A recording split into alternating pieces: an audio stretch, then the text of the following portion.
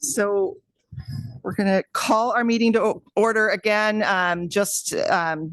We've got the task force members here that we are expecting. We have one here virtually. So we have actually a quorum of the appointed or the current sitting members. Thank you, Chief Johns. I wanted to, just for the audience, those of you that don't know me, I'm Julia Hyduk. I'm the city manager here, and the task force is made up of residents, business owners, and then some counselors and I don't know where you fit into all of that. You are also a resident that are helping advise the council and staff on addressing the laws that we were required to comply with from the state and the Ninth Circuit Court. I just wanted to, I know that there's a room full of people and it's wonderful to see so many people. Every meeting we have, we get more depth and breadth of community awareness and involvement. This meeting in the packet, and we'll talk about this in a couple of agenda items.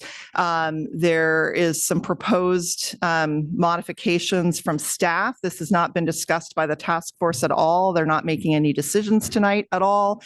They're listening to me, giving me some feedback, and then we'll go from there, and I'll explain that in a moment. Oh.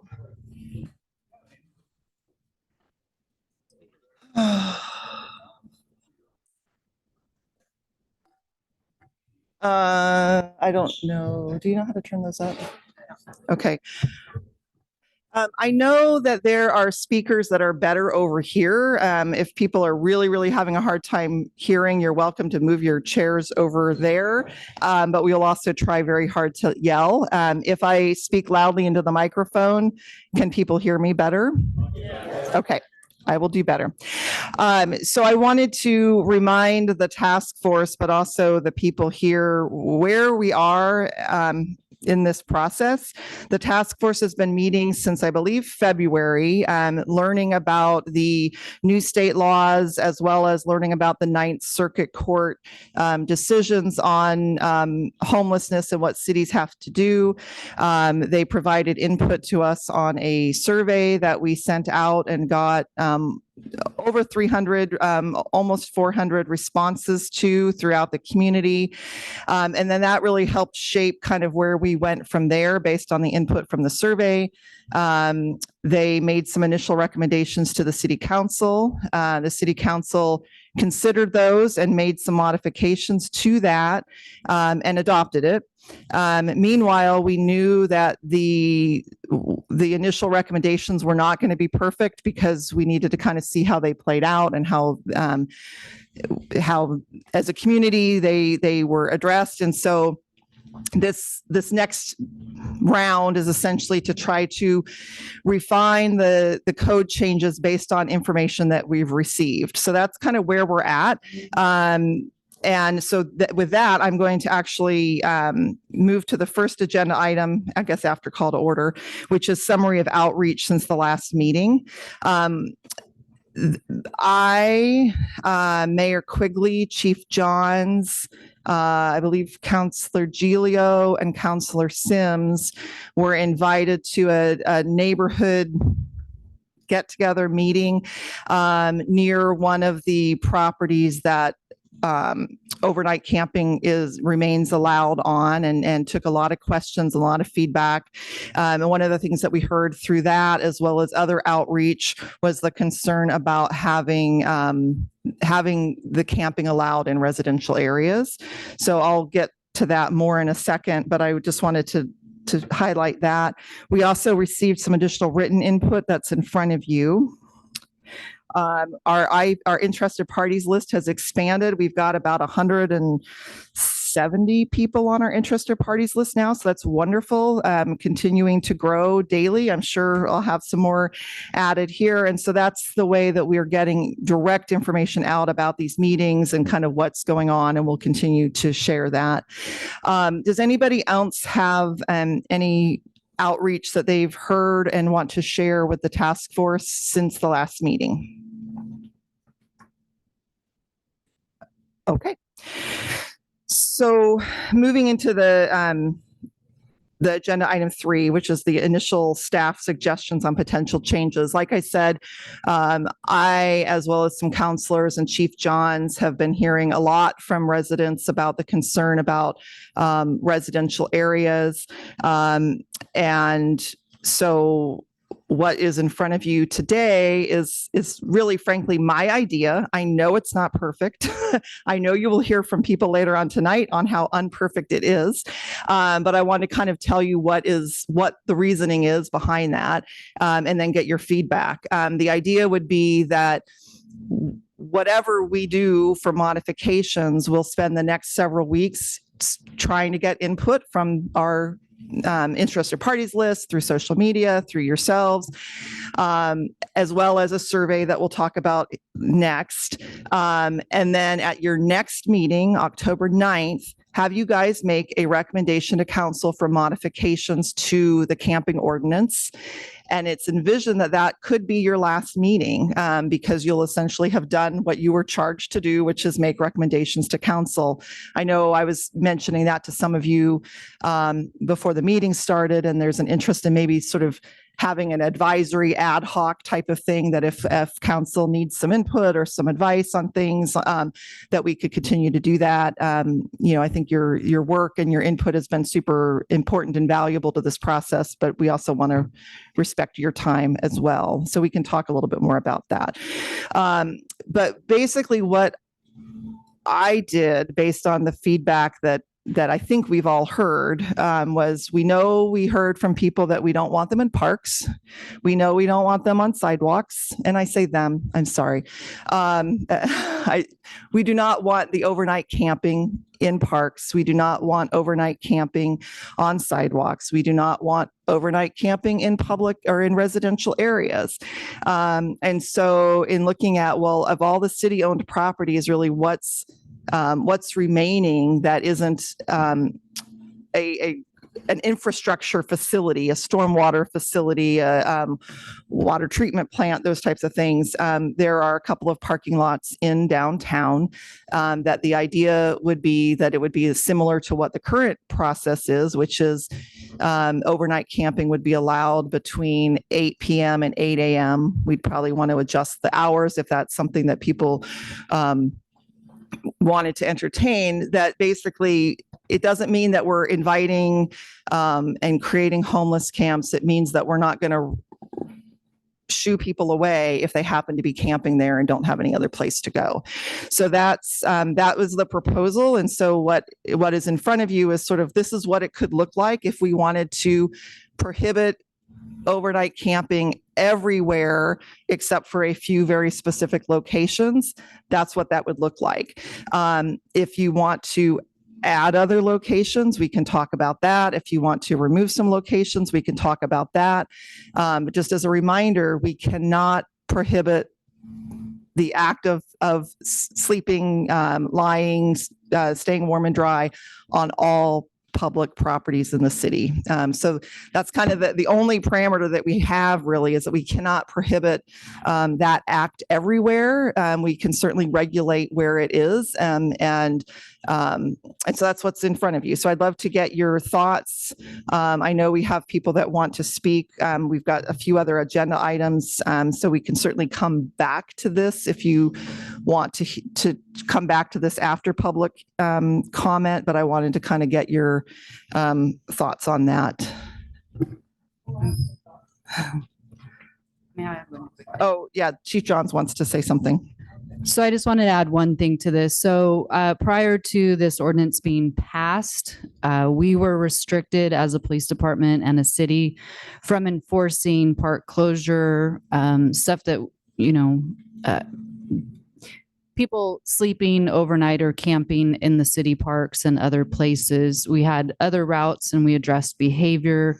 But if we wanted to address camping, we had to post the camps, give them a certain amount of days, check back.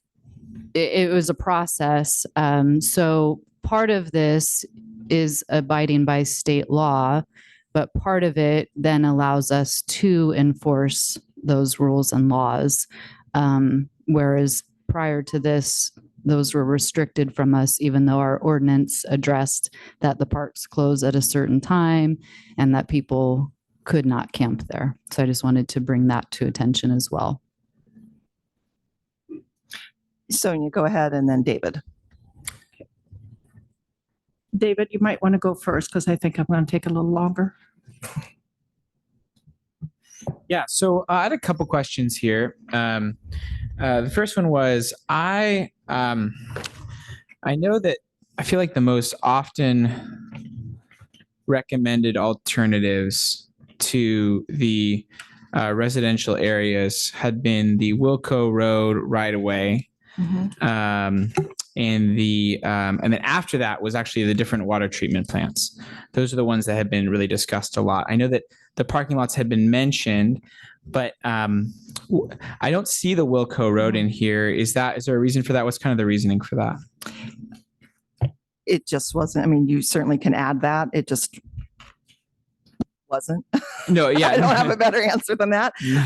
Yeah, so it's certainly, I guess that's the way it's set up, is if you want to add or remove, you could recommend doing that. And then again, what the plan is once we have some, it's still not set in stone, nothing's done, you're not making decisions. Yeah, That's just what we will seek input on for prior to the next meeting. absolutely. I mean, I would just say, like, kind of from the get-go, I feel like it's important to just say that I'm not in support of putting it in downtown. I would definitely be in support of, I mean, it's every option is a bad choice, right? But I think of the bad choices, the Wilco Road right away is definitely the best of the alternatives, in my opinion. And then beyond that, potentially, this one I think is a lot hard. Like, there is more difficulty with either one of the water treatment plants, but if we need a second place, would be one of the water treatment plants outside of there. So that just kind of went from the get-go is kind of what I would say. And then just to clarify, just again, the reason I think we're here trying to find an alternative is just very simply because, while I think that initially it seems like the changes in the laws have been really, positive in terms of, I think, the actual like outcomes of them, in terms of number of houseless individuals and that kind of thing. I think the question is, if someone was to start camping, where would be the most acceptable alternative, right? And so that's really trying to find what that is. So, and this feels, I would say, the Wilco Road option, although not perfect, I think seems like a better option than the ones here. And then also, potentially one of the water treatment plants. But yeah, that's just kind of where I wanted to start. Thank you. Sonia? Thank you. Let me get closer. So I have some thoughts. I'm going to talk really fast because I don't want to hold. Can everybody hear me? Okay, let me bring it closer. Can you hear me now? Okay, thank you.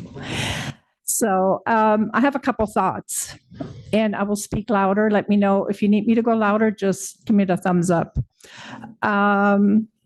So I'm Sonia Percy. I'm a resident, a business owner in Stayton, and I was selected as a business representative to serve on the homeless task force, which they might very well regret by the time I'm done speaking. A little background about me is I immigrated to the United States in 1985. I lived in several states, towns, and cities until I settled in Stayton years back. I own my home, I hold a full-time job, and I also run my own business in Stayton. I'm invested in the community and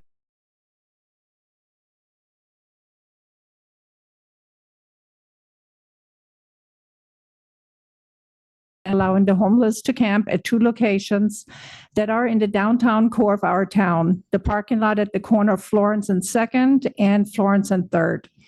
The parking lot at the corner of Florence and 2nd is the parking lot right next to the courthouse. Several businesses back up to this parking lot, and it also sits in front of 2 residential, also commercial zoned homes that are occupied, one by myself and another which is currently a rental. One of the businesses that backs up to the parking lot is Mick and Mom's, a bar. For many years, every Friday and Saturday night between midnight and 3 a.m., people that have been in the bar have now overflowed into the parking lot to continue their fighting, their screaming, their cussing. It's actually become entertaining, and we get the popcorn out and sit on our porch. This often goes on for many hours, all of that in the parking lot. Now, let's envision having homeless people that are in that same parking lot mixed with agitated, aggressive, drunk people that are fighting one another. This is a complete recipe for disaster. The house across the street is my home, and I also run my business from my home. I can guarantee you that by allowing camping at that particular parking lot will negatively affect my business, and I will most likely be losing clients. This is also my home for which I have worked many years to get the money to purchase. Nobody gave me anything to accomplish that, and I like to know how anyone can have the authority to negatively impact my home, my business, to accommodate the homeless. The moment the homeless will start to camp on that parking lot, my home will lose its value. The National Association of Realtors has concluded that a homeless camp in a residential neighborhood has the potential for lowering property value by 14%. In my case, that will be over $60,000. That's my retirement fund, people. The other location is the parking lot on the corner of Florence and 3rd. This parking lot is literally in our downtown core, filled with new and established businesses. Proposing this location completely gives the middle finger to all the people that have been involved with revitalizing downtown Staten. All the hours of work by people and organizations dedicated to bringing the downtown back to life will be completely erased. And to anyone saying that the parking lot is a great location for the homeless because the businesses close at 8 p.m., they most definitely do not have a finger on the pulse of downtown 3rd Street.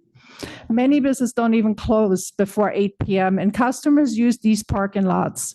Families walk downtown, and after businesses closes, including myself, and I can guarantee you I will no longer feel comfortable doing so when we have homeless people camping there, no matter what time in day or night. These past few days, I have spent hours upon hours researching why everything seems to so disjointed between the task force, the city council, and our residents. I watched over 6 agonizing hours of city council meetings going back to May, and also the last month's task force meeting as I worked late and missed it. I finally think I have a good picture of why the residents are so confused about what is what. What I have found is that the task force, the city council, does not provide accurate and specific information to the public. This in turn leaves residents wondering and speculating of what is happening. Why are we then surprised that our residents get their information from an Our Town article? The true action happens with the city council, and that is where the decisions are made. For anyone truly wanting their voice to be heard, you really need to attend the city council meetings. Based on an earlier survey this year, it was determined that no camping should be allowed in parks. What was not said was that if we don't put them in public parks, we are going to put them next to your home or your business, or a combination of both. Next up are the city facilities and all right-of-ways, which are removed as an option for homeless camping, leaving land owned by the city classified as other. Now, how are Staten residents going to figure all of this out? I'm on the task force, and it took me hours upon hours to compile all of this on top of meetings.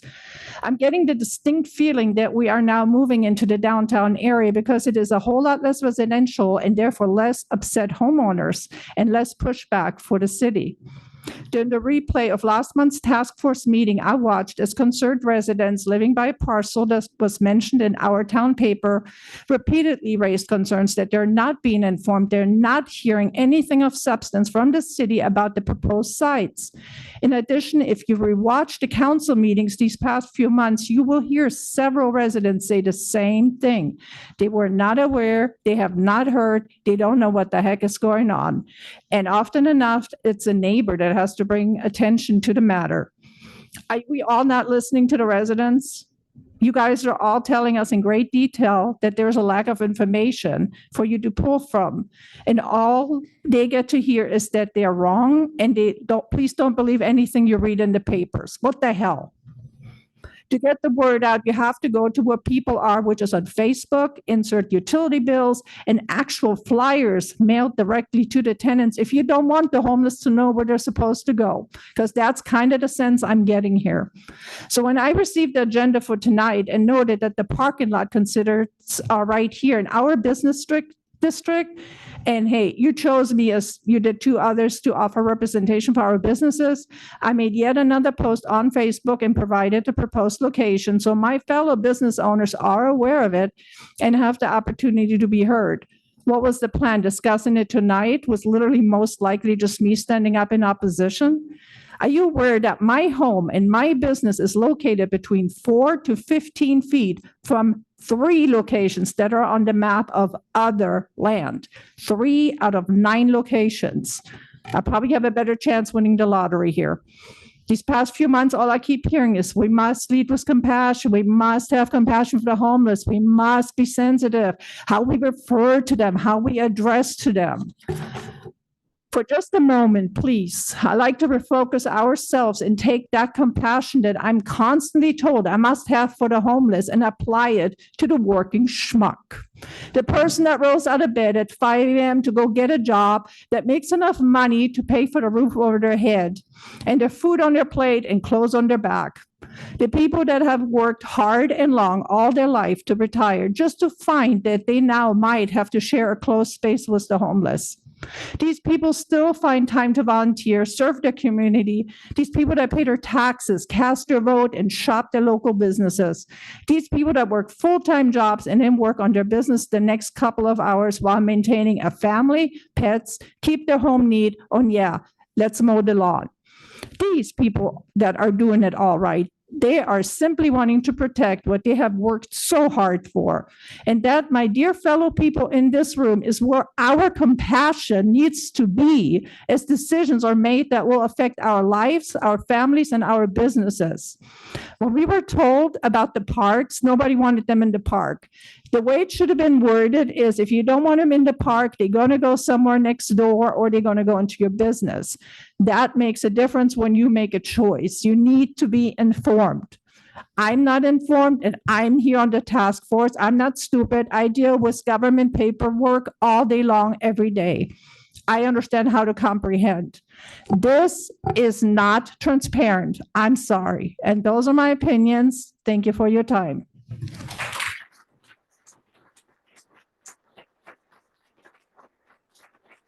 So does anybody else have any comments on the proposed modifications?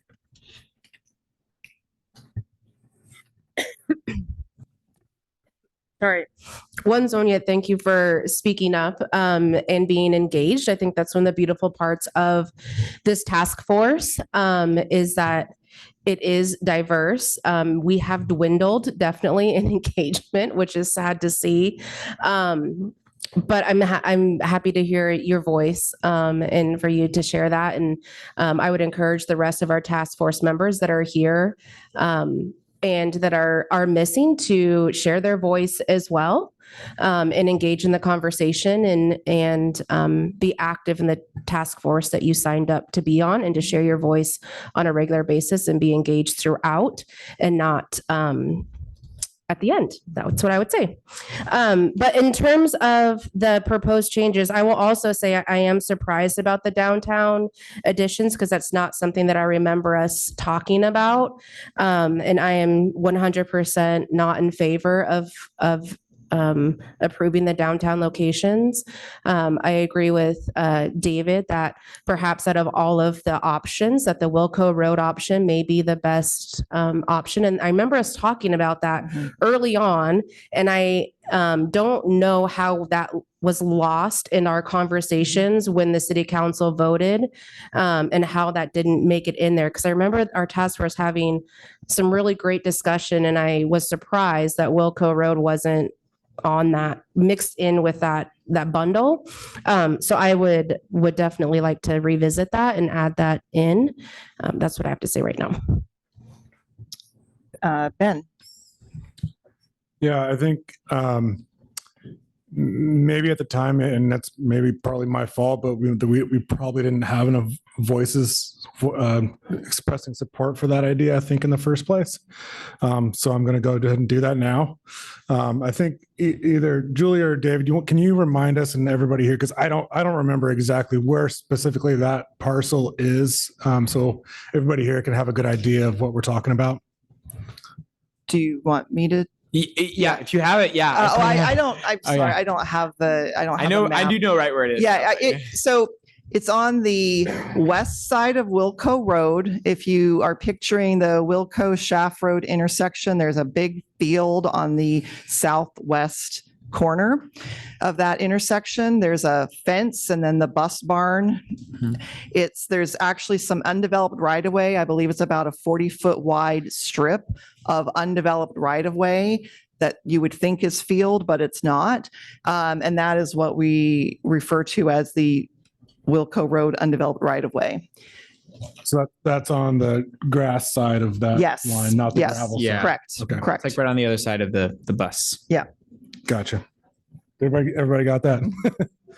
Thanks. Can we? Oh, sorry. Oh, go ahead.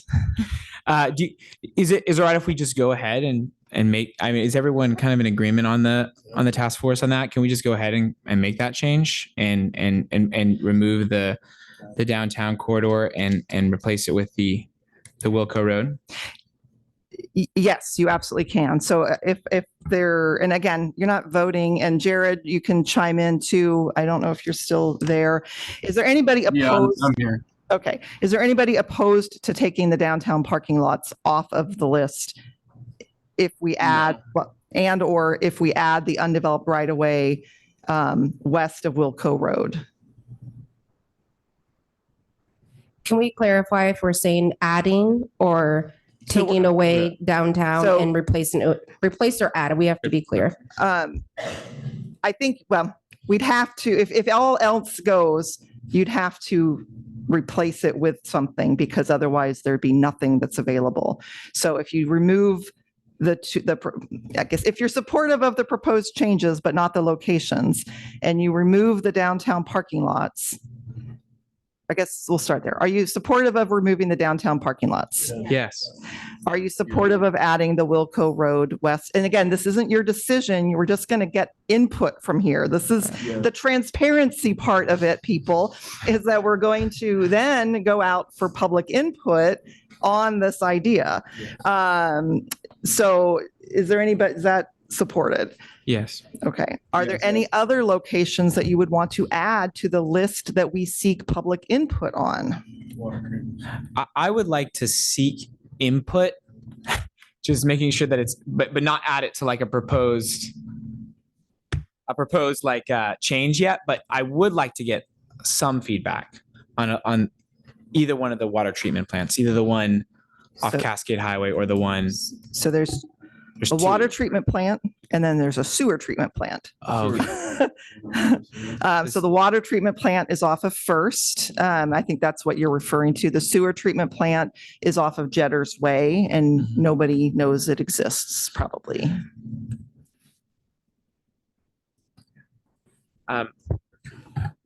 would we want to get feedback on both of those maybe, and then just being clear, like it's not going to be both of those. It's just Mhm. gathering feedback on both of those. Yeah, it's certainly, I know my public works director has some strong thoughts on both of those, and certainly we can share his feedback with you guys at the next meeting, and as well as get input on that as well. Any other, Julie, if we're taking what's left, if we take out downtown, we take out residential, we take out parks, is all that's left is Wilco, sewer and water? Okay, yes, yeah, then I think it'd be great to have input on what our options are remaining. okay. Any other thoughts? Okay. We're moving along faster than I expected. So the next piece is, so in addition to getting input on these ideas, we also want to do a survey. And again, the idea was this was iterative. We knew it was iterative. I'm sorry it's been as confusing as it has been. In part, we've gotten more people aware and informed, and we're sort of bringing people along as we've gone along. And so it has been confusing, but we're trying, and we will continue to try. And I appreciate input and feedback along the way. The survey, I drafted this based on kind of what you guys have shared with me over the past several meetings about kind of what you want to hear from. And so hopefully you guys have had a chance to look at this, but the first question is really just sort of explaining that, we had an initial update. We knew it wasn't perfect, and that we're hearing from people about residential areas and trying to get input on, well, where would people support the camping? And so essentially we've got non-residential public property, any public property as long as it's a certain distance from schools, any public property, any public park as long as it's more than a certain distance from the schools, any public park, right-of-way or sidewalks in non-residential areas, or publicly owned parking lots. And again, this was sort of, you can take, add, or, modify those questions, answers how you see fit. Any thoughts or input on those questions? Yes, Sonia. So looking at this, I would actually mark publicly owned parking lots if I was a regular resident that has never really, participated in the task force or knew every detail. Without having exact locations or at least areas, I don't think the residents are able to understand what it is they're voting on. And I think that's kind of what happened when the parks were completely out, because of course, the parks are out, but nobody understood that these are all the other options. And I think that's where we kind of just screwed up. I mean, people just don't understand, because if it takes me hours, it certainly will take your regular resident hours and hours to figure this out. So the way these questions and the options for answering are proposed, I don't think your average resident has enough knowledge to make a really good informed decision. So how do we get them to give us their input? Could I? Yeah, go ahead. Trisha, then Kim, and then David, if that's so. Maybe you came, I can't see your, sorry. I can be super brief this Okay. time. So probably have some words to say on the survey, but can we make sure that the survey goes out with a map that outlines what the areas are and it's really clear? Because I agree. We know because we've been in this for how many months, but the average resident isn't going to know that. So I think the survey has to be accompanied by a really clear color-coded map. Okay. I hesitate only because we're using SurveyMonkey and I don't know for sure if we can, but we will make sure that we can figure out how to get people that information. If nothing else, it could be posted on the task force Yeah. website, and we could say, visit the website if you want to see a map. Yeah, or okay, something like that. perfect. Kim and then David. So I was just going to support listing the three, well, including the water treatment plant and the sewer treatment plant along with Wilco, Oh, so that people are actually, Mhm. surveying what is left. Yeah.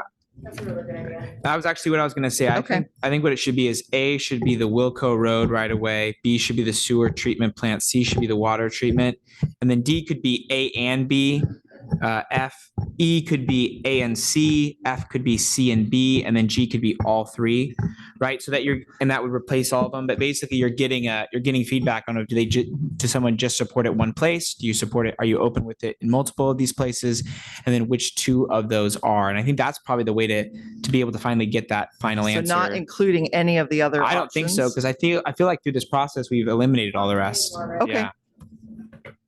Yeah, I was just going to say that too. The way this is worded is kind of, it's pretty far behind where we're at in the process, Okay. I think. So we got to update it but I think having to check all that apply Oh yeah, Statement that makes there. sense. Yeah. Yeah. Check all means the they can apply. answer more than one Yeah. option. It does sound a little less. And you could just put confusing. 3, yeah, and then check all that apply. That's good.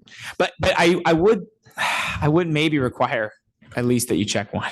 Yes. Yeah, so have it Well, like that you at least one, or because I just don't want it to be like they don't check any. Or we can have an other because, Yeah. they're taking the survey, so they obviously have some thoughts. So maybe have an other, please fill in the blank type of thing. Yeah. Okay. Okay. Next question was really getting at the hours. And so trying to see what people think about the 8 to 8, or do we want to say 24 hours, 48 hours? So any thoughts on that? So I'll just sort of read them. A would be, I support limiting the hours in a day camping is allowed, 8 to 8, for example. B is I support the total number of hours in a given time period that camping is allowed, 24 hours, for example. C, I do not support any time limitations, which would mean that people could stay there as long as they wanted to. D, other supported limits, please specify. Thoughts on that? Adam. Are you required to stay with a 12-hour period? Or can this time be shrunk? Like, can you go, I 10 don't, p.m. to 7 a.m.? Can you do? I don't think it has to be a 6 a.m.? 12-hour period. I think it has to be a reasonable period. You couldn't say 2 hours. That's not a time for people to sleep. Right. Oh, you're fine. So do you have thoughts on, I guess? No, I was just curious if it can be brought down to 4 hours, 6 hours. What is there a standard there of any kind? So maybe we could add under I support limiting the hours in a day, kind of add some options for like what hours do you think would work Okay. and allow people to fill in some options. Well, I think people start coming to work in downtown at around 6 a.m. So I feel like that's one thing that needs to be changed. And obviously, we're hopefully not going to allow camping downtown, but either way, no matter where anybody is and where they're working, if you got people going to work at 6 a.m., probably need to have areas cleared out, whatever gets chosen, unless we end up on Wilco Road or over to water treatment. Well, it sounds like right now we're only talking about Wilco Road, the sewer treatment plant, the water treatment plant, and I guess if somebody has some magical idea that we haven't thought about. But so we'll allow people to kind of give some ranges. I don't know which one of you guys was first, Trisha or David. Oh, yeah. I just was wondering if there's a way we can maybe just have like and I know 24, I don't think this would be possible if you had a 24-hour in there with the 8 to 8, but I know Turner, for example, they have the 8 to 8, but they also have a 72-hour. I think it's like total within the limit in like the city or something. So one thing I was wondering is if we could add maybe just one that just says I support both. So like I support this, and then maybe I support both, or some version of both. And then I do not support any time limitations would be the.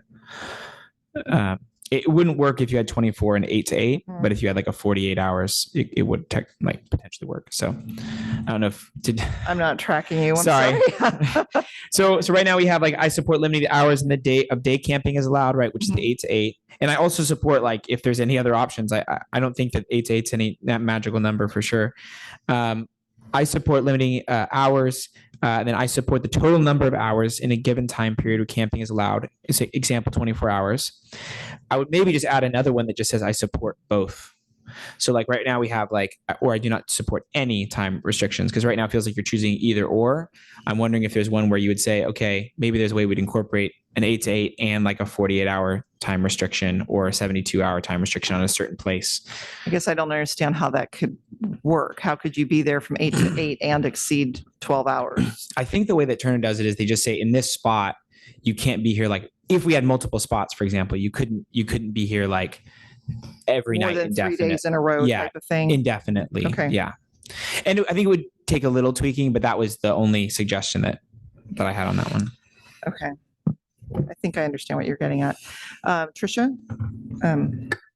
Yeah, kind of along those lines, I think to help us drill down and really get to the input that we're looking for, I do support for option A, if we could provide like 2 or 3 options, Mm. the 8 to 8, the 6 to whatever they are. Mhm. So we can see is the will of the people, if they do want limiting during the hours, a 12-hour, 14-hour, or a 4-hour, so giving some options. And then same for B. I'm curious with the total number of hours, 24, 48, or 72. So we can see, kind of drill down in what the opinions are. I think that will help with decision making as we go forward. So, and you as think, so guys go within forward. the survey, literally giving them options to check off rather than like as an example? So like, is that what you're saying? Yeah. So like A1 would be 8 to Okay. 8. A2 would be 6 to 6, whatever. Okay. Yeah. And then if you did add some sort of both, you would just say, I support some variation of both, Yeah. like integrating some sort of both in that. Okay.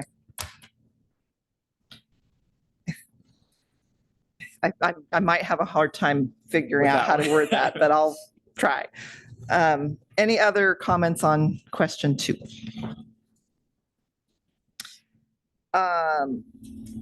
So the third question was really just kind of like trying to get a sense of where people stand in the community of managed camps versus unmanaged camps.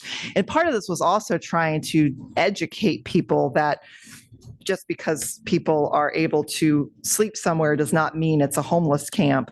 And so that was also part of the intention. So I'll read this and then read the answers just so that I'm being clear. So managed camps versus unmanaged camps. Under the current approach, the city does not designate camp locations, only locations where overnight camping is prohibited, leaving others unrestricted. And I guess that's not true because if we do the wording the way we're proposing it, we will be specifically identifying locations. But if the city were to formally manage a homeless camp, it would provide resources and require staff to monitor and maintain the location, which comes with associated currently unbudgeted and unfunded costs. Do you support the current approach, or do you think the city should provide managed camps? And then the questions, the options are A, I support the current approach of not having managed camps for unhoused individuals. B, I support the city managing camps for unhoused individuals. C, I support the city advocating for another organization to manage camps for unhoused individuals.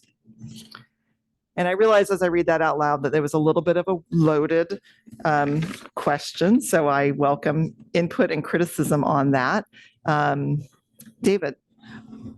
I personally, I wonder if there's a way that we can maybe just educate in one of the other questions potentially, because I just feel like it's just very possible it might be a little too confusing to me, because I personally don't feel like we're going to ever really manage a camp, even if I just don't know, like there's just a lot. There's a lot that goes into that, right? Like just to think about what does a non-managed camp look like? So like that still implies that there's some sort of camp where I just don't think that I would even call it a camp. I would call it like they're staying one night, one place, like, and so it's already kind of like, I wouldn't want an unmanaged camp, but I also wouldn't want a managed camp. Yeah. Right. So like, I almost feel like it maybe just begs too many questions along with that, if that makes sense. That does make sense. Adam and then Tricia. What I'd like to not see is a camp that turns into some type of transitional housing, just changing the name of it. And then it goes from, somebody that's there for 24 hours and moves on, or 12 hours and moves on, to they're just there all the time. And so that's one thing I think is important, is that we don't make a camp. We make an area that people can stay if they need to, but it doesn't turn into a permanent type of thing. Tricia. Yeah, I'd be interested in exploring language around, there's different levels of managed camps, right? And I agree. I don't foresee Staten having a truly defined managed camp, whether it's in the near future by the city or by partners. But I wrote down managed versus offering public trash and restrooms. And so that is something that's come up, a concern with trash and defecating and things like that. And I see that not as a managed camp, but a potential. whether that's provided by by the seat in the city's budget or through a grant. Mhm. But to me, that's more of the conversation is while they're there, not in a camp in this place, do we want to look into providing those safety and health factors of trash and a porta potty from the health and safety standpoint Mhm. of our community members on the holistic community members? That's what I'm more interested in finding out because I think managed camp is too big of a leap for us right now. Mhm. So that's great. I mean, so do you guys want to get feedback from the public on whether or not they would support public funds or seeking outside funds for those types of facilities? I think I personally, and I can't speak for obviously the whole task force. I think I personally, I feel like it's still maybe too much to introduce. Like, I feel like right now it's a really targeted survey and it feels very like we're going to be able to get all these answers. We're going to be able to apply almost like right away, except for that question, because that's going to need to wait for a budget cycle. There's a lot of things that are going to need to kind of go into that. And I still feel like it maybe needs a little bit more education in terms of like, what are the two alternatives they're kind of being given? So like, as long as it's, I mean, I would potentially support it if it was really, really clearly worded, but I just don't know if there's a way we can maybe, that someone could really clearly see. Cause I just feel like as soon as you put public bathrooms on there or something like that, it's going to appear like a camp, right? It's going to appear like this is the place where you're like, this is open for camping. So, and I just don't know if someone just reading the survey on first glance is going to be able to kind of understand all the different factors in that. But yeah. Maybe that's something we leave for another survey when we start talking about services and partners and the next steps. That could be a great question for a future survey. Okay. Yeah, I was thinking that might, I mean, and frankly, that could be a policy choice of, if we're having issues, then I might put a porta potty somewhere or put a trash can somewhere. So yeah, I think that might be something that we wait, because I think you're right. All the other questions are really very specific and kind of actionable things that will directly lead to code modifications or modification of what we're talking about. Okay. The fourth question, and I'm just going to check in real quick. Jared, I know you're there. If you want to say anything, just yell and we'll make sure that we put you on the mic. I just want to acknowledge that we know that you're there. Definitely. Okay.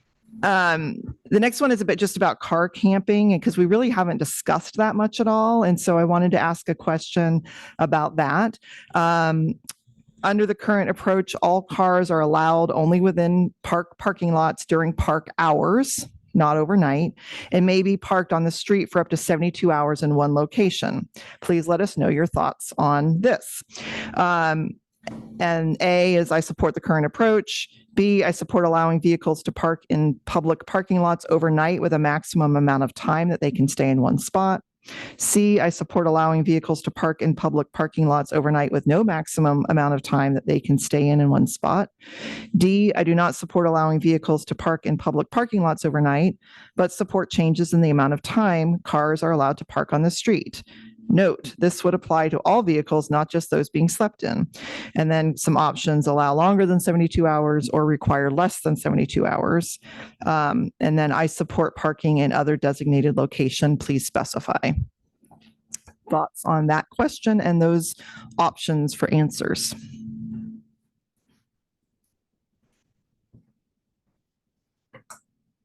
I think this is a well-worded question and the options should stay as they are. I think it's a good one.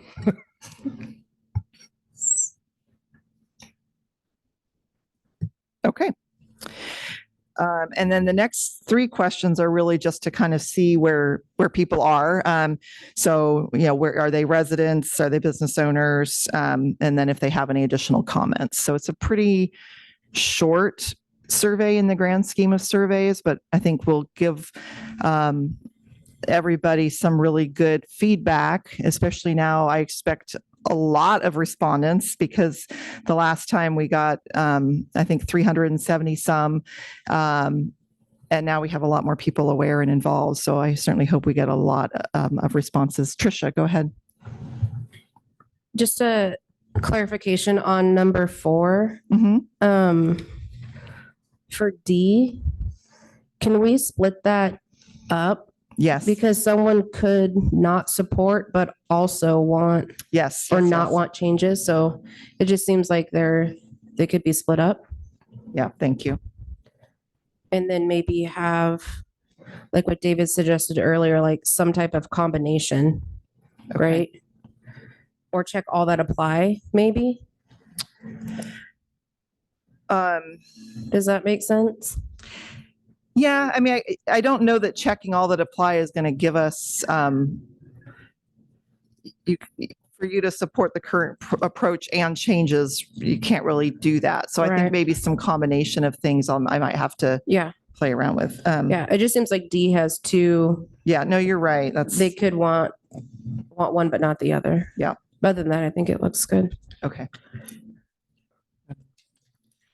There does seem to be, I don't know if we can take this piece of, I don't know if there's a feedback on this particular question. I don't know if, I know that's a little bit outside of our, There's some feedback because you're now getting into the compliance and residents and the parking on the street that we have to comply to.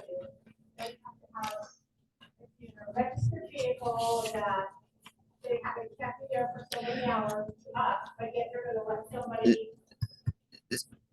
So I hear, sorry, I don't want people to be Yeah. yelling from the audience. Yeah, So I I'm sorry, but I do appreciate and understand what you're saying, that this will apply to everybody. So if we change the rules here, it would change for everybody. And if we don't change the rules, then what the current rules are is that you can be on the streets for 72 hours. You can park your car in one spot for 72 hours. That is what the code compliance officer enforces. So Yeah, so I think that the issue of registrations and licensing is more nuanced. I think right now we're really focused on the time and where people can be. And then the code compliance officer and or the police department will be tasked with enforcing that, whatever the council ultimately adopts for the code. Go ahead. I just had one other piece of feedback. Sorry, I realized I wasn't actually That's okay. recognizing that. Sorry. Is it all right? Okay. Yeah. Yeah, Trisha put her thing down, so I think, yeah, no, I just forgot to- okay, yeah. Okay. I was just, this is a super small tweak on the first question, was maybe instead of saying others, just to make it really clear, maybe just say other locations. You know, On like the- I would almost like it to be like that specific so that if there's like, if that D, so if we have like a water treatment, it selects all that apply. Oh, right? you're literally the first question. Yeah, sorry, like Sorry. the first question. Yeah, sorry. Maybe just in saying other, maybe just saying other locations, Okay. just so it's really specific that we're, if you are clicking other, that we really want a location. Yeah. Yeah. Yeah. Not just like, Right, yeah, thank you. yeah. Okay. Any other comments on the survey? This is great feedback. So we will get this turned around super fast. I'm hoping to get this up and out by Wednesday and give a 2-week period for people to complete the survey so that we can turn it around, analyze it, and have that for you guys for the October 9th meeting. So when we do, we'll send that out to the task force members, everybody on our interested parties list. Please share, so that we can get the word out. Goal is to double our response from the first survey. Okay, we're doing great on time. So then, I have one question. When you're talking about disseminating this for the interested parties list, or are we gonna have Man, I feel like that's what we're missing right there. Okay. How is everybody gonna know about this survey to participate? So I really want to encourage people not to yell from the audience. We will have a public comment period in a very short period of time. And we can answer those questions as part of that. So I think that would just be best. I can answer it, but then that's condoning that behavior, and I want to not. Sorry, whoever said that. I like you. So next up on the agenda is the just sort of a continuation from the last meeting. You heard from SIT, Santiam Service Integration Team, or the Service Integration Team, as well as Mid-Willamette Valley Community Action. We also had invited Melinda and Melissa from Recovery Outreach Community Center, and due to a miscommunication in terms of location, they were not able to make it. And so I wanted to offer them to come and just share with the group as well as the audience what they do. The intent of bringing these resource providers to you is just so that the task force and community knows that there are things that are being done to support homelessness and getting people out of the homeless situation. I think there's a lot of assumption that they're just homeless and they will stay homeless forever. And so I'd like to invite Melissa and Melinda up just to share who the Recovery Outreach Community Center is and what you do. Actually, if you want to sit there, sorry.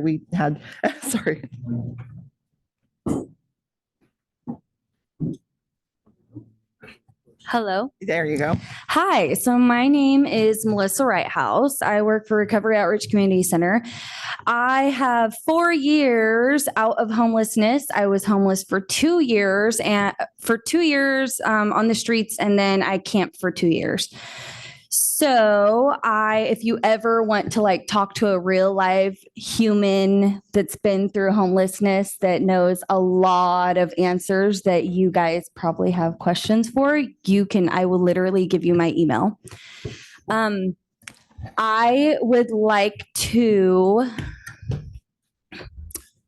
know, and I would like you guys to know, one of the reasons why I was able to get out of homelessness is because of services, unemployment office, recovery, food stamps. I was able to feed myself, these kinds of things, right? So if you're going to put people on I'm assuming that the sewer plant that nobody really knows about is probably on the outskirts of town.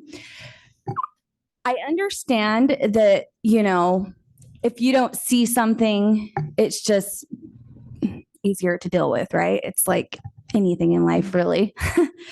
But if you ever want these folks, these human beings, these people, these mothers, these fathers, these sisters, these brothers, these grandmas, not everyone is a drug addict or an alcoholic or any of that. Some people just couldn't pay their bills. If you ever want them to get out of homelessness, they're going to need to be where the services are. If you just want people to go out so that you don't have to see them anymore and you don't have to look at them, then that's fine. But while you're not looking at them, they're going to multiply. Right? They're going to multiply, and there's going to be more and more of them. And you're not going to be able to really know that because they're going to be tucked away nice and neat in the sewer plant. That's fine, right? But if they barely have money to feed themselves and to get housed and all these things, how are they going to have gas to get back and forth? Not everybody wants to be homeless. Not everybody doesn't want to work. But how are they going to get back and forth if they're so far away from services? They need services. They need peer support. They need mentors. They need behavioral health. They need addiction services. There are a lot of homeless people that are in addiction. They need those services. How are they going to get those services if they're far away from where the services are located? I don't know. It seems important to me because I know that was the only way that I got out of houselessness and being homeless and addiction was because of the services. And it was really nice that in a town that I worked and lived in, for a very, very long time before I was homeless, that I was able to go back into that town and not only receive services, but use those services and then turn around and be employed and be a good mother and go to church and do all these things because of the services and the access to services. That is, that's it. And also, I really do mean it. If you ever want to get input from an actual person that has been homeless and went through it, I am there. My name is Melissa Wrighthouse, and I can give you my information. I think you already have it. And I would be willing to answer any of your questions. And that's all I had. Thanks. Hi, my name is Melinda Sherrod. I am the lead outreach manager for Recovery Outreach Community Center. Basically what we do, I have been working with some of these folks in Staten. I have been gone though for 3 weeks for surgery, so I I just seen some of them at a park ride on the way in here that I'm going to reach out to.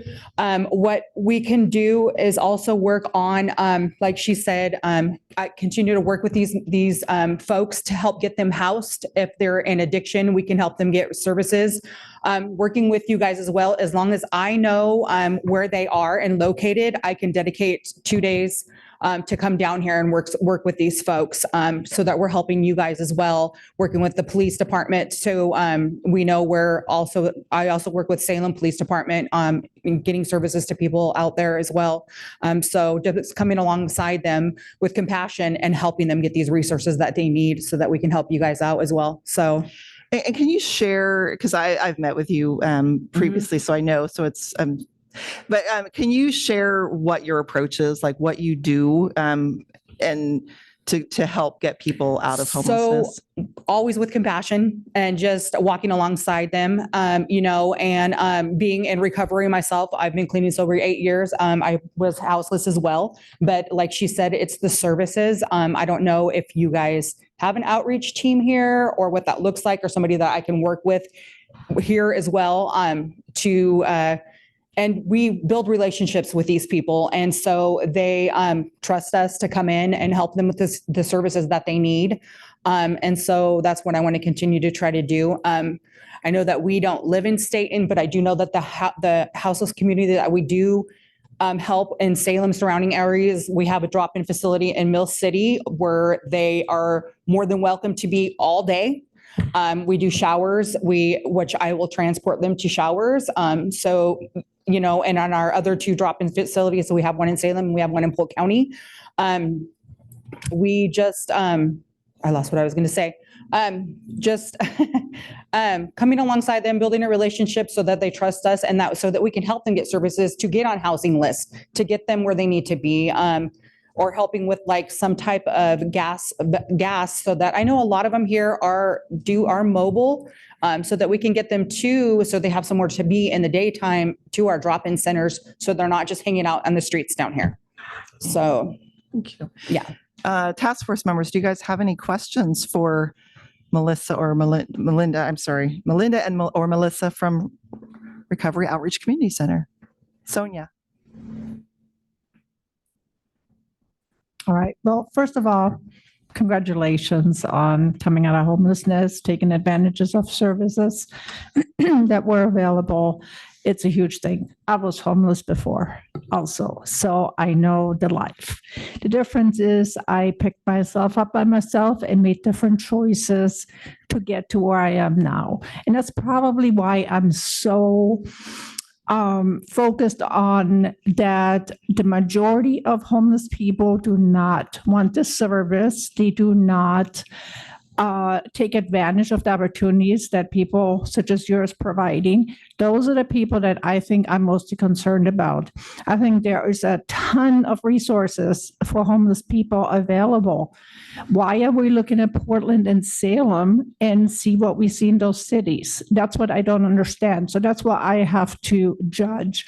And I think that the majority of people that live in Silverton, we do not want to look like Salem. We do not want to look like Portland. I used to live in Salem, totally different town right now. and I have a lot of more other thoughts that, is not the place to share. So I want to congratulate you for coming out of there, because I have lived in neighborhoods that were rough. I lived in California. I have been raped, I have been beaten, and I had a hell of a life. But I'm a German, I'm tough, and I pull myself out of this. So I can't put this on everybody else, but there is the resources. So I don't understand why people don't take advantage of them, besides they're stuck in their addiction and they just can't get out of that. At the end of the day, those of us that are doing the right choices and are making choices that are beneficial to the community, to ourselves, it seems like we consistently get punished. And that's kind of where I'm coming from. So, but thank you for sharing your story. I'm glad the resources are available. I'm just fighting very hard that we are not going to end up looking like Salem. Thank you. So that wasn't a question, but I think that I have a question based on that your comments, which is what, because, and again, we talked before, because I think I kind of asked a similar question, because I hear that from a lot of people. And what is, I mean, what do you guys do to try to convince people to get help, to get out of the addiction? What do you do to support people who don't want support? So it starts with not pushing people away.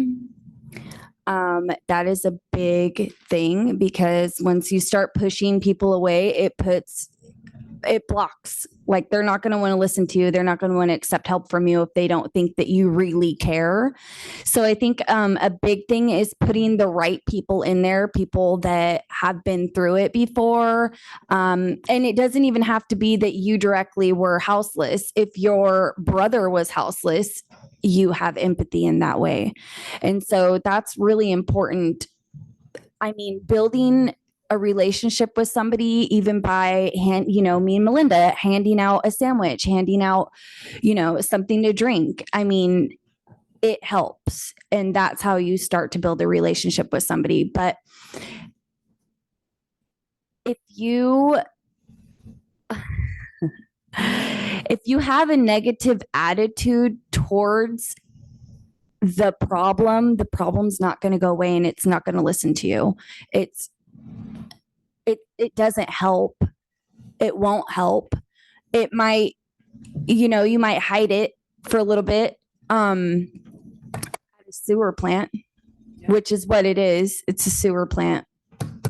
I mean, I can just imagine those like TikTok videos where they're like, Staten moved everybody to a sewer plant. Like, that's not good PR. But I don't know. It's really just about building relationships with people, and you can do that over a small amount of time. But if you push people away, they're not going to listen. Thank you, ladies, for coming and sharing your story and your perspective as a service provider.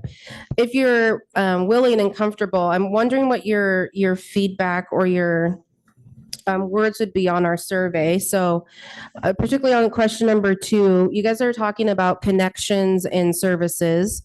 And in order to connect those experiencing homelessness to services, you got to know where they are. So again, if you're comfortable, you can say no, it's totally fine. But if you guys could give maybe how you would respond to question number 2 in terms of limiting camping during the day at time hours. So they're allowed to camp at night, but they have to pack up and take their stuff with them during the day. And then also the second part of that is time limited camping. So they can only be in that place for 24, 48, or 72 hours. From your service provider perspective, if you don't mind giving us your insight for us to mull over. Okay. So I know a lot of like what we deal with in Salem. And the only reason why I'm bringing up Salem is because with as much outreach as we do, and like I said, I do outreach in Staten as well. There is places where it is the 12 to 12. And then they have to be on their way during the day because like here, we don't want our parks full. We don't want, there's certain places. Can you make where- sure you're speaking into the microphone? There's Sorry. certain places where, they're not allowed to be during the day, just at nighttime. So that's being enforced there too by Salem, the Salem codes that they have there as well. But, and then, I mean, I don't really think that I've seen where it's like a certain amount of days. They just know that they have to leave during, they can only be there from one time, a certain time to a certain time.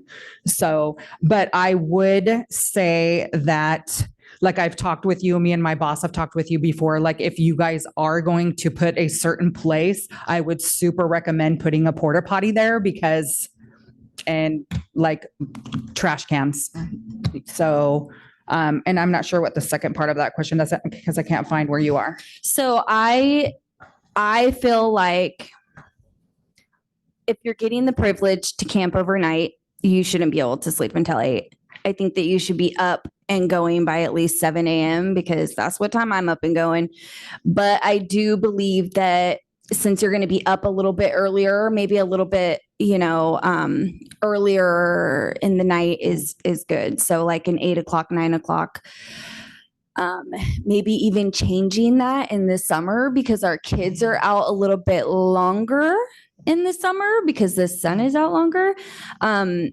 That would be nice. I know I don't want my kids out there playing with strangers. So I think that would be good. But I do think that, a good amount of time is just humane to not put like a 6-hour cap on it. But yeah, that's my thoughts on that.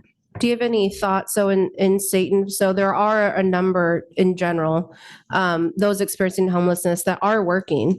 They're just not able to afford housing on their own at the time. And so some of our entry-level positions are graveyard positions. And so one of my biggest concerns with a daytime ban is where do those that are working graveyard go during the day to rest so then they can then go to work at night? So do you have any thoughts on that? It's not illegal to park in a public place during the day, right?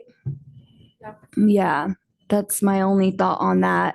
I mean, you guys are kind of blessed in that way that you're not in Salem because Salem is, if you guys were dealing with Salem, you guys would feel like you're blessed right now with what you have. I can tell you that much because we work down there and it's rough down there. But you guys are blessed in the sense that it is a really small population. And I'm pretty sure you probably know most of them. So you probably know their situations. And then that's where that equality over equity comes through, where you just have to kind of learn what people need, especially in the day. And if you do know that somebody is working, yeah, you give them that grace to sleep. Now, if they're loaded on drugs, they need to move away from a park. Plain and simple, but yeah. All right.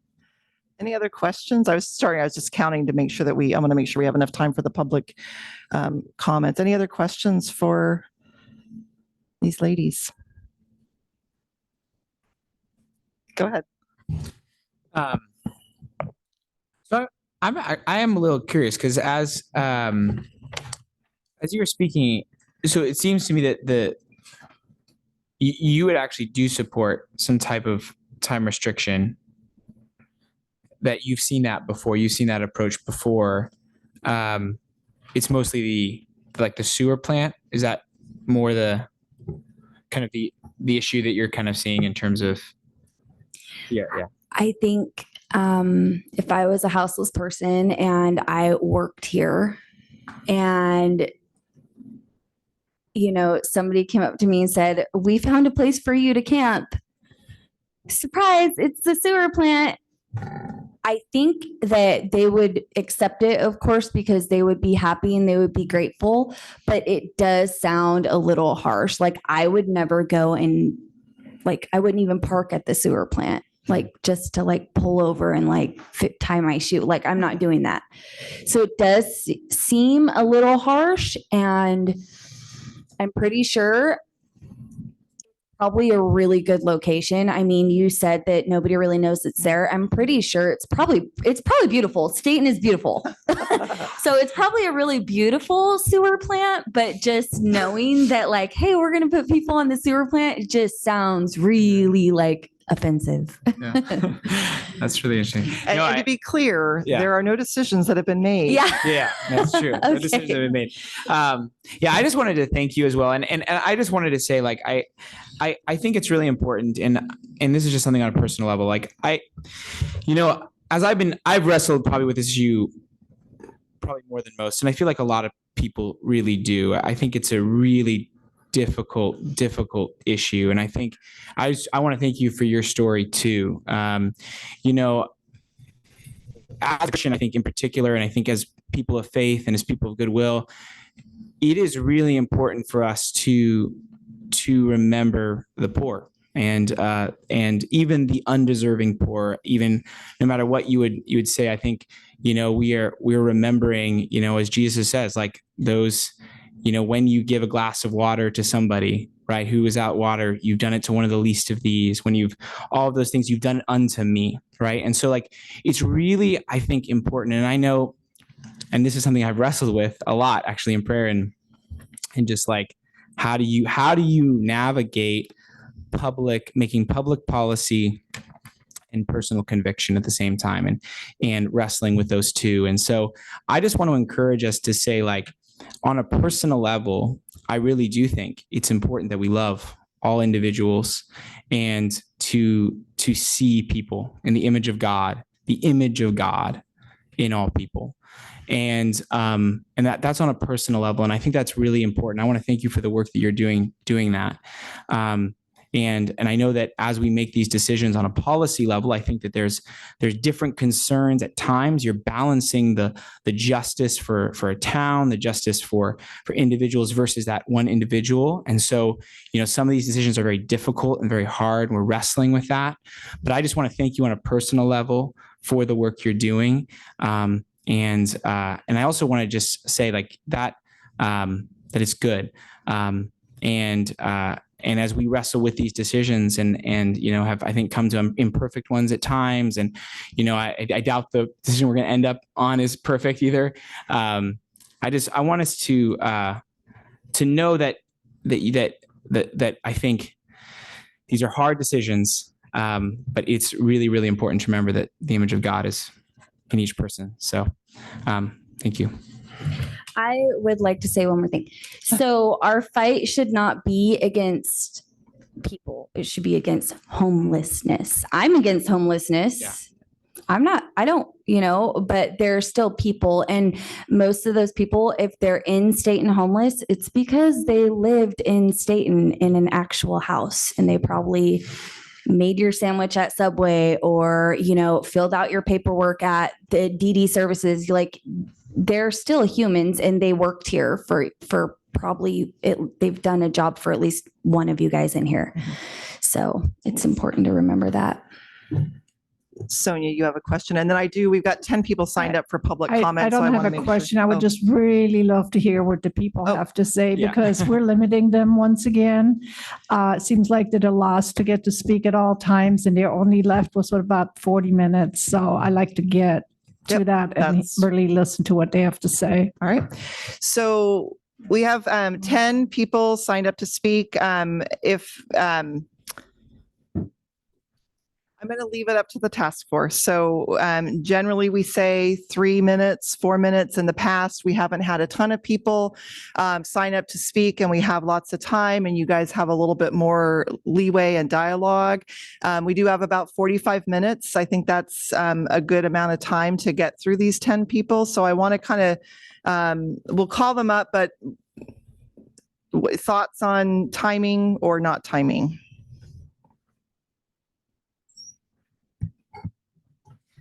So many opinions. I know. I think we have to time in order to get through them all in 45 minutes. Okay. 4 minutes. Okay. Ben, did you? Yeah, I think if people just understand that you're to be mindful of other people's time as well. I think the citizens are aware and not going to ramble on for 10 or 15 minutes each, I think we can be considerate of each other, and I'm not too worried about putting a timer on any individual.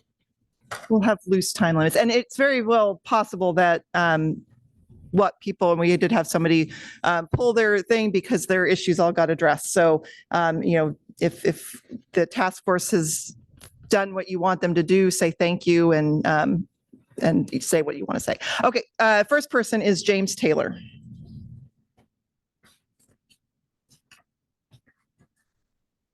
So go ahead. Yep, James Taylor. Got a green light. James Taylor, business owner here in town. I would like to thank the group here for hopefully dropping the downtown area, because it's sort of that's a harsh one to, especially RDS, all the work they've done to help beautify downtown and the continued work. And I think that would create an eyesore there. Part of me would have to agree, though, the sewer plant, it's out of sight, out of mind. And in a way, we need them, the homeless, that are camping and stuff, out in the public view. So the public is aware that, yes, there is homeless here in Staten, because a lot of them think that there's only one or two or just a few. A little disappointed. I saw one come back into town today that usually carries a lot of crime with it, but one of the officers was addressing that said person. So that was comforting. The water treatment plant, yeah, it's out in the open. That'd be great. It's right next to one of the parks where it's not supposed to be allowed. So you might get a blend over and confusion there. Plus, we got award-winning water there. I worry about garbage, debris, anything going across the fence. As far as services, that's the one problem. Staten doesn't have a large, amount of services to help them out. Those that want to be helped. There's a lot that really they just want to be hidden away and,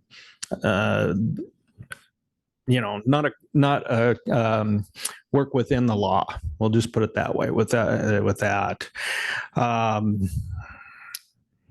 lost my track there for a minute. But overall, thank you for all your work. I know there's been people dropping out because they're getting frustrated. They're being lashed out by the public. I've been lashed out, on what's coming and going, and I'm not even on the group. But I'm hoping that they can come, you guys can come to a decent conclusion of where to have them, and then start applying the rules so that we can take care of this. Our parks are for the children, the families, and that's the way it should be. The streets, we want them clean and safe for our children to ride bikes around, things like that. Shoppers to go downtown and feel safe. As far as a bathroom, garbage services, wherever it goes, city needs to be ready funding wise to help with that cleanup.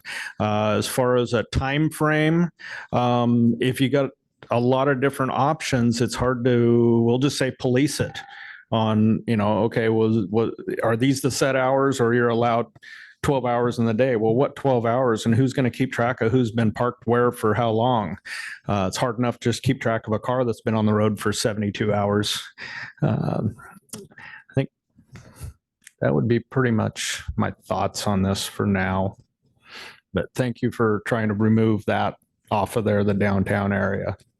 And another thing, if anybody wants to see what it might potentially look like for 72 hours, it's been more than 72 hours, but take a look at the old food bank building, what that's starting to look like.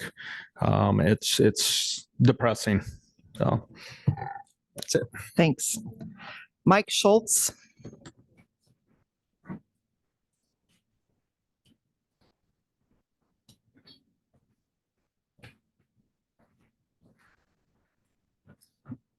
Hi, my name is Mike Schultz. I've been in business here in Staten for over 30 years.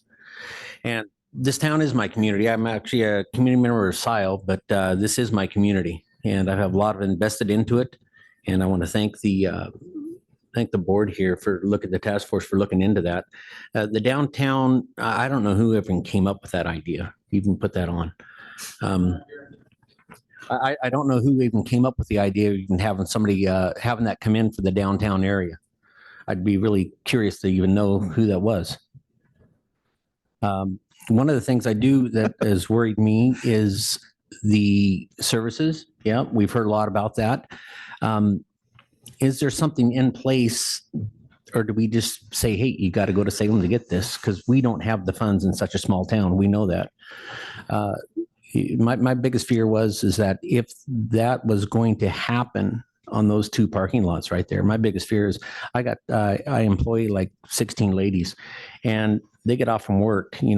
That's still my responsibility. I'm still going to make sure that many times at nighttime, especially in the wintertime, I walk outside and I make sure they get to their vehicles, and so much more so. We know that sometimes we help people out, but sometimes we enable them. And that's a big factor, I think, what's happening here. You guys got a big load on your shoulders, and I know it's big. I know we have to deal with it, but it's dealing with it in the proper way. And I just wish you the best on it. And if you need help, holler at me. Thank you. Luke Bauer.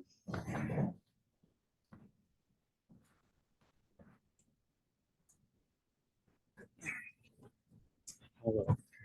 So just a couple of things. I'm a business owner as well, and also my family is very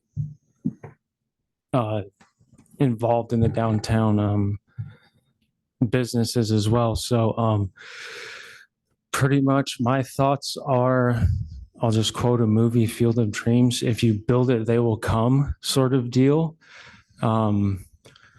I wasn't born here. I didn't grow up here. I've only been in this town for about 10 years, but I've seen what downtown looked like before, and the revitalizing, I think, has done a great job in making downtown prettier and cleaner and everything else. And I think that, I don't know whose idea it was to propose putting the homeless downtown, but I think that's just an awful idea. For multiple reasons, but I just think one way, just thinking out loud, we don't have services here. Do we have warming shelters in Staten? Do we have cooling shelters in Staten? No. So we have no wait, business. whoa. We do We have no cooling. business housing Yeah. houseless people, or trying to take care of houseless people, if we don't even have the correct infrastructure in place and things like that. My brother-in-law, who is currently a deputy sheriff for Benton County, used to work for Philomath PD, which is where I grew up. Zero, I won't say zero, but very, very little homeless in Philomath. What the Philomath PD would do is, if they came across a homeless person, they would literally offer them a bus ticket to anywhere they wanted to go. Salem is 15 miles from here. They have lots and lots and lots of services, correct? How much is a bus ticket? Probably free. So I think that that's another option. To be fair to the houseless folks, is for us to give them the resources to move them somewhere where they can get to the resources. So, and just I don't know, it's just, I have 4 kids. I live in downtown Staten. We've had multiple interactions with homeless folks walking past our front door. We've had stuff stolen, tried to break into our house. I mean, it's just, if you had a business in downtown Staten, would you want homeless people in downtown Staten next to your business? And another thing I think is unfair, this will be my last point, is the Wilco Road spot. There's businesses on Wilco Road still, which that is completely unfair to say, oh, it's more industrial, sure, That's still their business. That's still their livelihood. The water treatment plant is my vote for that because there's no businesses there. We still got Latal Harvester, the boat place, like a whole bunch of places out there. So that's my 2 cents. And thank you guys for bringing up some great stuff. Go ahead, Kim. I was just saying, I misspoke. Last year, so 22, we didn't have a cooling shelter, but this year it was activated. I apologize. And so Julia could tell you more about that. I Yeah. can't remember the temperature that it needed to get to, but they did have. Yes, if it goes over 100, we either extend the hours of the library if the library is already open, or this year we did open the library community room. So we do, it's not a ton, but we do. Right. It's just kind of a makeshift type deal. Yeah. Yeah. Okay. David, did you have a comment or question? Yeah, I just wanted to just say, like, that's one of the reasons I think just his points on just the spot. I think that's why it'll be really good to just get feedback on the survey. So, I know that all of them have serious cons, serious pros. Maybe not pros, but they have all of them have cons. So it would be good to just answer the survey and just continue to share that around. Deborah Bauer.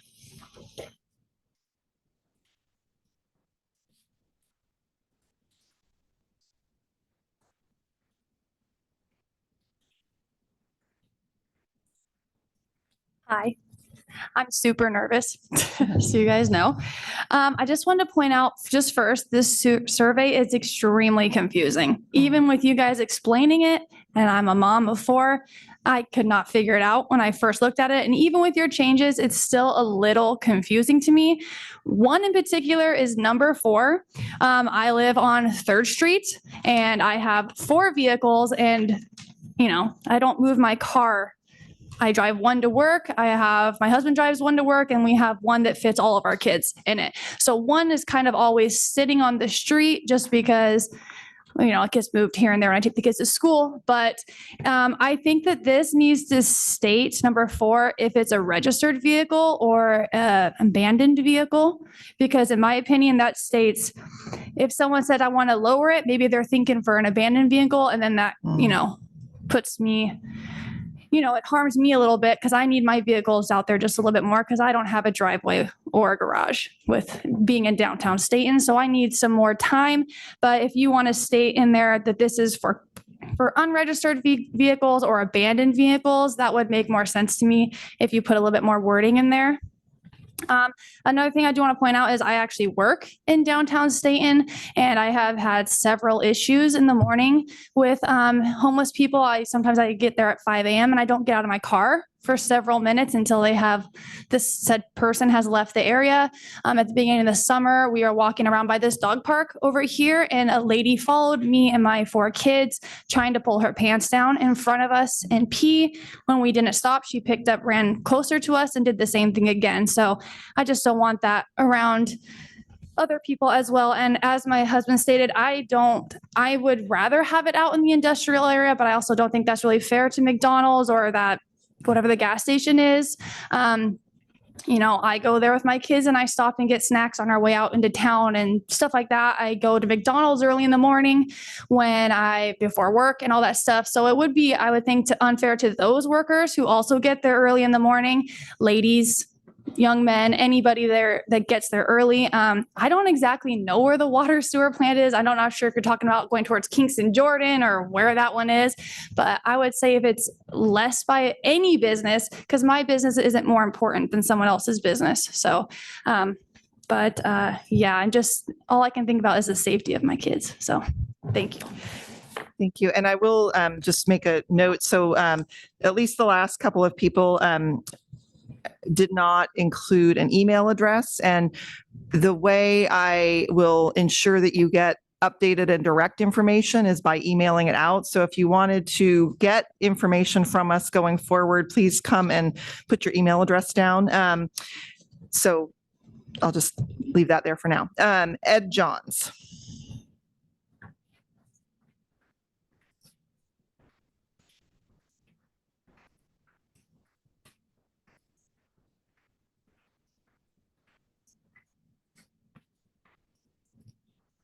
Thank you. My name is Ed Johns. My wife and I have recently moved to state. Can you make sure you're speaking into the microphone?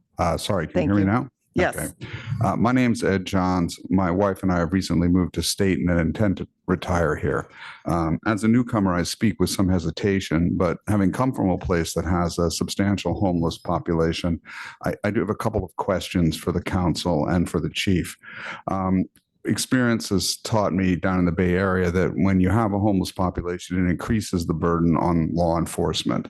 And I would appreciate it if with our proposals for various locations for the campsites, we could get input from the chief on the extent to which this would impact the department's ability to police the city. I mean, I think we can all agree that a well-policed and safe campsite is better for the community, and it's also better for the people that live there. And if the location is or locations are going to strain the department's resources, it would be nice to know, and it would be nice to know if there were possible remediations for that. Thank you. My second question is, I don't know if the state allows us to place upper limits on the number of people who can camp at a site. It's not mentioned on the survey, and I'm wondering if it's something the council could consider. I mean, these are relatively small parcels of land. I think we can all agree that if there are 5 people camp there, that's one thing. And if there's 500 people camp there, although I doubt that'll happen, that's another thing entirely. So I would respectfully ask the council to consider the possibility of responding to these. Thank you very much. Can I respond to some of that? So just as a reminder, this is the task force, not the council. Some of the councilors know that. So we have to provide, how do I say this? If we had 100 people, we would need to be able to accommodate 100 people. So we can't have limits per se. That said, we don't have 100 people. So I think that we could potentially say on some parcels, this can only have so many people. But if we had more need for camping, then we as a city would need to be able to address that and provide more properties where camping is permitted. Go ahead, David. I also think it's important to know, like, I think it in the same way that we weren't necessarily directing individuals, we weren't directing individuals to the current parcels in their, terrible locations. We are, the plan is not to say, okay, this is exactly where you can go. This is exactly how, it's to absolutely let them know how long. But the idea is to simply be able to have these places available so that we can say, you're not allowed to park. You're not allowed to stay in the park. You're not allowed to stay in this public facility. And then that information they would be able to find if they needed it as to where those parcels would be. But yeah, I think that those parcels, I mean, I think even the Wilco Road parcel would be able to accommodate the current number of homeless individuals that were at the last point of count. I agree. Greg Peavy.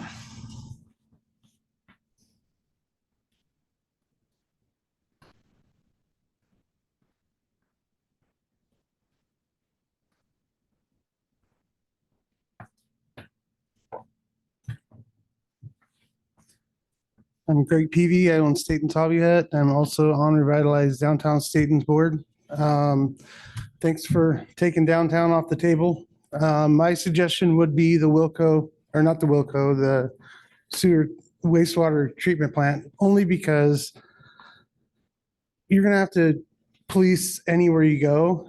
If they do anything on that property that compromises it, it's illegal. It's trespassing.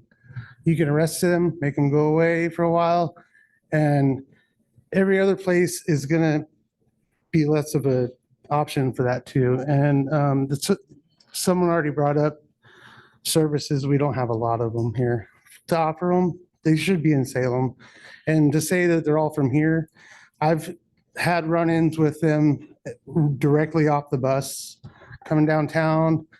Go get some weed, smoke it right out in front, leave the garbage, and then try to build up a camp right in front of my spot. that night, so I had to kick him out and he left. Haven't seen him again. But if we make it towards inviting, then they're gonna stay. If we make it towards not, then they won't. That's my only input. Thanks. Thank you, Greg. David Patty.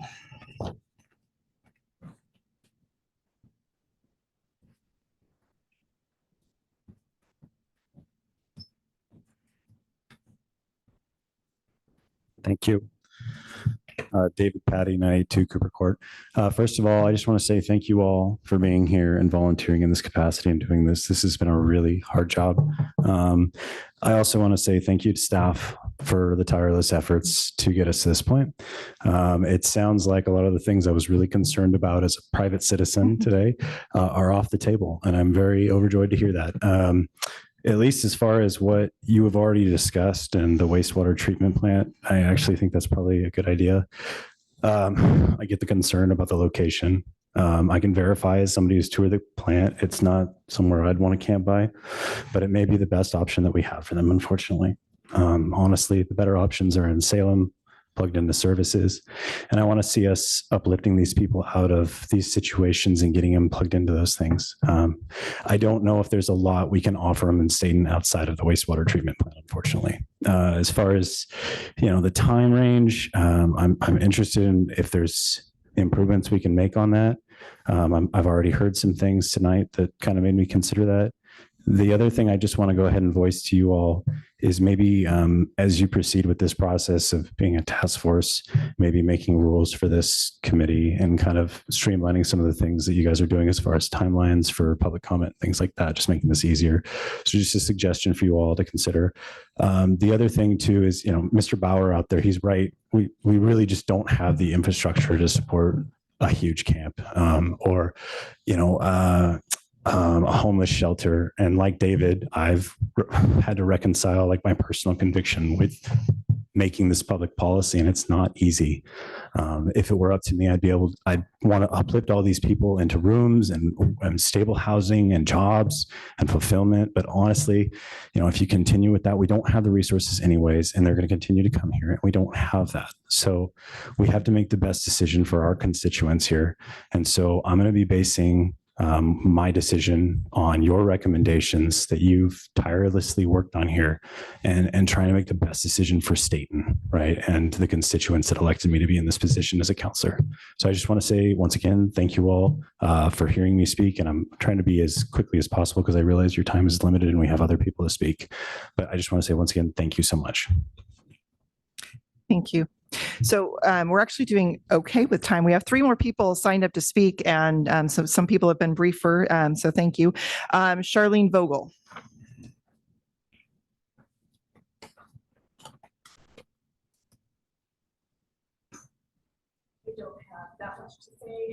Can you make sure your microphone is on? Is it on? Okay. There you go. It's on. Okay, I'm Charlene Vogel. I own the dance school that is downtown. So if that's off the table, I don't have that much to say, but I do want to remind everybody that I do have approximately 200 little kids coming in every week, and their safety is very important to me. Moms dropping off their little ones for class and going for a walk with their other little ones is important, and having that safe environment for our kids as they grow up. Last year, we had a problem with some homeless gentlemen right outside the studio that would disrobe down to their underwear and sit there and smoke or inject themselves as they're watching little girls walk into the studio. And that was disturbing, not a lot could have been done about it. We had another instance a couple days ago where there was a man who was completely disrobed, running around, trying to talk to the people coming in and out of our doors. So there's a lot of traffic downtown that I think that we just need to protect, especially our little kids. Thank you. Ed Deal.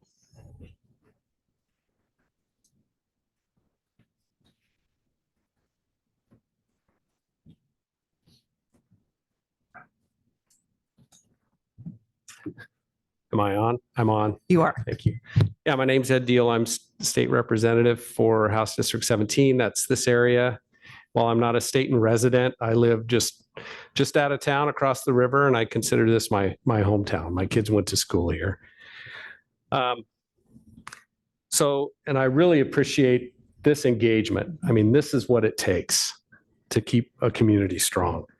I'd like to read the statute that we're talking about. It's one page. I'm not going to read the whole thing. I'm only going to read the one sentence that matters in this state statute.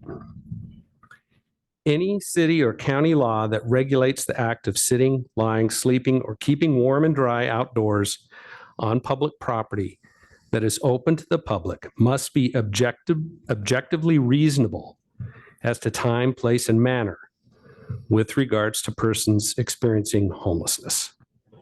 That's it. That's what all this discussion is about, is that one line. So the requirement per state law is to reasonably accommodate. It doesn't define what that means. There's no capacity requirement. There's no requirement to identify a set location even.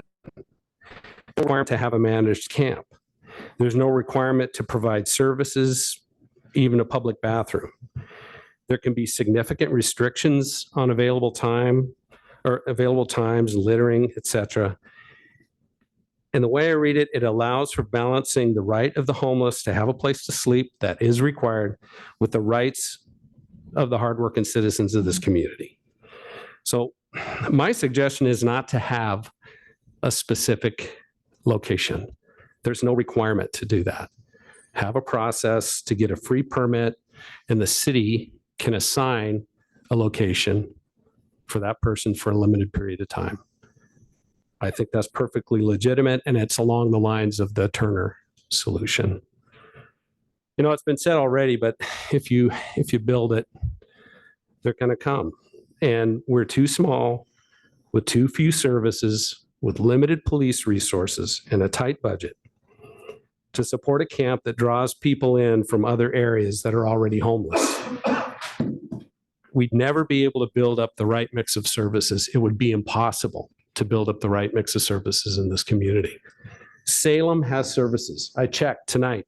There are beds available tonight at low barrier sites like the new Navigation Center. They've got beds available. I didn't check tonight about Salvation Army and Union Gospel Mission, but when I've checked before, they have beds available.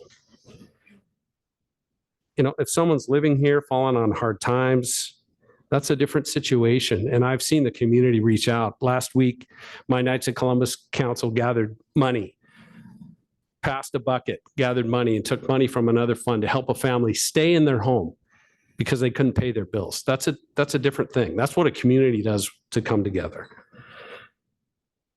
I appreciate the effort everyone's put into this. I just encourage you to come up with a solution that does not attract the already homeless to this community. We cannot support it. And whatever we come up with, I encourage law enforcement to strictly enforce whatever that ordinance is. And I think that's the compassionate thing to do for the citizens of this town. Thank you.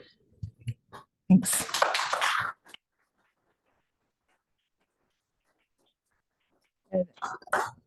Last but not least is Janelle Tesler. Oh, Tessie. The last one, and I get the name wrong.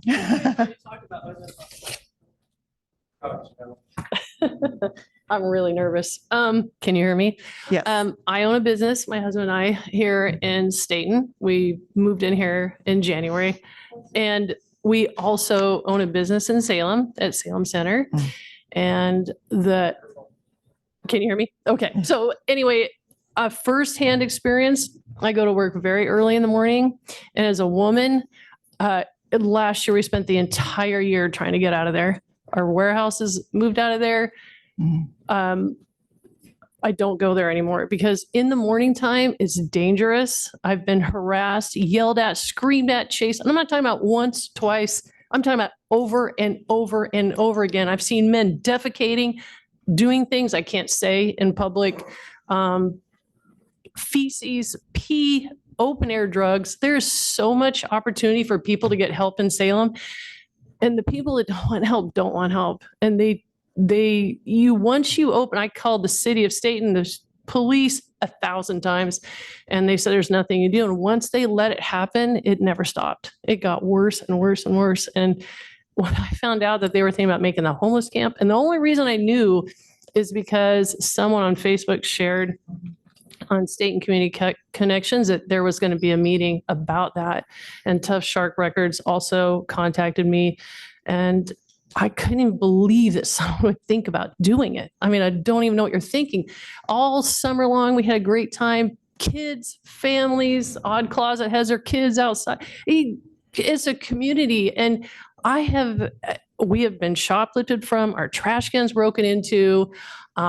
People come in and harass our employees because we won't let them use their bathroom. They smell like campfire and they have black finger tips, and we say there's a restroom over here, but they don't, they can get really nasty. And as a woman, I come down, there's guys riding their bikes around. They're not riding their bikes to enjoy downtown Staten. They're riding their bikes, scamming to steal something. And you have to wake up to that fact. It's just a fact of life. And Staten inviting it is just, I think, a huge mistake. And we have to worry about safety. And it doesn't, things don't go wrong all the time, but my kids live in Staten. My daughter's homes have been broken into. Our home has had our cars broken into. And right here in Staten, and it's not just, who is doing this? Who's breaking into the cars? Those homeless guys are riding around their bikes. And I went down and walked around by Pioneer Park like last Sunday, and the amount of homeless going down there. And you can tell, they're not going down there to play Frisbee golf and read books and play at the playground. They're going down most likely to use drugs and do things down at the park. You have to be aware of what's happening. And until you live it, and I've lived it because I got out of, we go to our store when it's open now, but I don't go unless security's there. If I have to go in the morning, security has to be there because it's constant shoplifting, crime. And we've had it here in Staten, not like Salem, but it will get that way if you invite that here and make it easy and make it comfortable, then there's no reason for them to leave or change or stop that behavior. That's all I want to say. And we love downtown Staten, so I'm so glad, and I hope it stays off the table as an option. So anyway, thank you for your time. I appreciate it. David and then Adam, please. There's something I just want to say, I just want to make sure I'm clear on something. And I know I agree very much with Ed and what he was saying. I 100%, when I was saying earlier about having compassion for the individuals, I recognize that is an individual, on an individual level, I think for me, that's my personal calling, right? On an individual level, but on a corporate level, in terms of how you make right policy, it is absolutely, you have to weigh that 100% against the rights of the tax-paying citizens of a community, and just what is safe for all of our kids, for just the average person, because their freedom is impacting the freedom of other people in a community. And that's why we see even the most left-leaning cities throughout the state actually adopting more conservative laws, like Portland adopted a, camping. They're actually in court right now defending a daytime camping ban and all of those things, because when you allow it to just run, when you have no accountability to your compassion, it just doesn't work at all. And I'm 100% in agreement with that. And I believe that's actually the heart of the community, is that. So I definitely don't want to say that we are, because we don't want to, we are for restrictions does not mean that we are not compassionate individuals. I 100% don't believe that. I think that that's just not true. And that's why actually throughout this process, I've very much taken a much more we need a lot of accountability. We don't need to invite services. We don't need to, people coming in outside of the city to do services is one thing. The city building places where there is established camps, that's another thing, right? And that's what I would say is within our control. And from my perspective, isn't something that I also agree that if you build it they'll come. I agree with that. I would like to see just kind of, I also like the Turner. I like the Turner ordinance a lot. I know that we are, the Turner ordinance. I did also, I think I read it for the first time last week. I think it has some really good ideas. I would like to look into that as well. I don't know if we can incorporate it somehow into this survey process or into this process of getting public feedback. There's a part of me that's like, when we bring it in this late, it's hard, or maybe we wait till the next round of changes to the ordinance.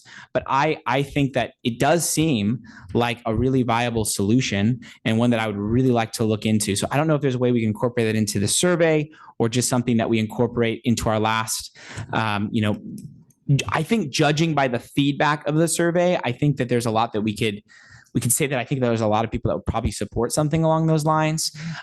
Because I also do think there's a problem with saying, like, my biggest problem, the reason why I think we ended up last time with just saying, hey, there's these other spots and not identifying them, was because we didn't want to point anyone to one particular location. And we didn't want to say, oh, here's the campsite, right? And then it came back to say, okay, but now these aren't good spots that are technically allowed. And so my fear is, okay, now we're saying it's all technically allowed. It's just up to the police chief or up to the police to say who's allowed where. And so that's my issue with that, is just that, okay, then we're just going to have more people, rightfully good. It's amazing, because I would feel the exact same way if it was next to my daughter's window, that are going to come and say, well, it's technically allowed everywhere. So there is still a part of me that thinks it should still technically be allowed in a few spots, that there's a few spots that the police would be allowed to send individuals, yet there would still be a permit process to actually know who's in those locations and be able to hold those people accountable. So I know it's late in the process.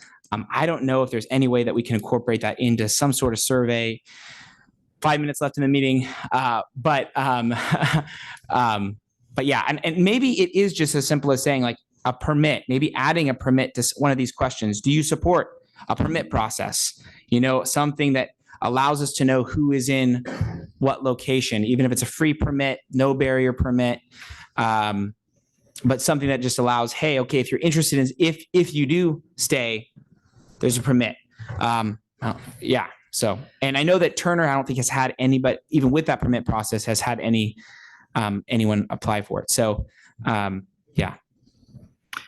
Trisha.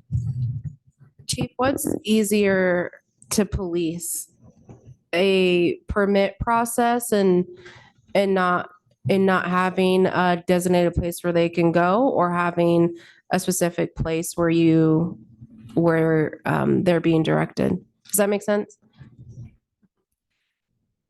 I'm not sure I completely understand, but what I will say is currently we have places that are not prohibited from camping. We don't have anyone camping in those places. We've been patrolling them. Can you speak up? Sure. So to Trisha's question, I'm not sure 100% understand, but currently we have places that are not prohibited from camping. We don't have anyone camping on those places. But what I will say is, it needs to be reasonable for us to enforce. So if it's super ambiguous, that makes it very difficult to enforce. If the permitting, I'm not sure exactly how that'll work, but that's pretty time intensive. If we have people coming to us and want to camp tonight, I've got to drop what I'm doing to give someone a permit for them to camp for that evening. Again, I don't know what that looks like. But if I'm not working, who's going to handle that? How do we do it? There would be a lot of questions for me on how we would address that. Additionally, with what Ed Deal was suggesting on, we could designate as it happens. How would we choose where that's designated? How would I say, well, tonight I think Wilco sounds great for you, or I think 3rd Street sounds great for you, or what is the magical place that we're suddenly choosing? And I don't work 24/7. So it just makes it a little difficult to address every situation, as opposed to having something set that's enforceable. And I would say in Turner, it's the city manager, and I would love not to have to do that. Just to be the one that decides where people can sleep. But what I would recommend, because I don't know how we would put that in a question that would be meaningful. Certainly when we were going through the questions, there was the concern about the confusion and what that means. I would recommend that we think about it and give you some information about what that might look like. But I don't know that asking people on a survey, I think we've heard enough from people over the past many months.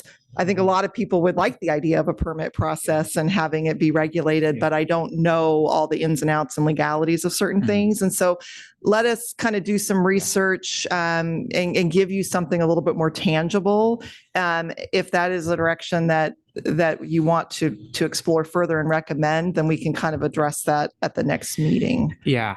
And I think I would actually tend to agree that while I think that a permit process could happen and potentially should happen, and I think that we in some ways can kind of know, I think where the public would stand on that. And I think that I don't actually necessarily think, because what we've been running into is when we don't say exactly where it's going to be, people say we're not being transparent, right? And so then, okay, you're not transparent. Well, it's like, well, we're not really being that transparent because we don't want to know. We don't want to tell them where they can go exactly, right? And so I don't actually think it's necessarily fair for us to say, Chief Johns, you're the one, or sorry, no, it's or Julia, you're the one responsible for sending someone to the spot. I do think even if we had a permit process, that the data we collect here to know where to send them will still be valuable, because then even if there's a permit process where we can still limit the time and go through those things, at least we know, okay, these are the 3 places, or these are the 2 places, these are the 1 place that we would end up sending them. And then if council ends up to saying, okay, no, we want to go in a more direction there's more discretion, I still think it'll be good to know these locations to, in policy, be able to still send people in those acceptable locations if it comes to that. Because I don't think that it's an acceptable location to have it in a park or to have it in a residential district or downtown. So that leaves a few spots. So I do think it's a good idea. I think that a permit process is something that we really will consider. I think we should consider and really look into the legalities of it. But I kind of agree. I don't think it necessarily needs to be in a survey. Okay. So, Adam, go ahead. I just wanted to thank all of you for coming tonight more than anything. I mean, that's what we're here for is, obviously you guys can see this is a pretty thankless thing that we do here, but it's important to all of us as a business owner myself and as, downtown Staten business owner person and as well as being on the board of RDS. All this is important. There was no way we were going to be okay with everybody camping downtown. And I do know, actually, I saw the post that went out that said that's what we were doing, but it's absolutely, you guys can see that's not what we were doing. It was not something that anybody here ever recommended, and it's not something that anyone here agreed with.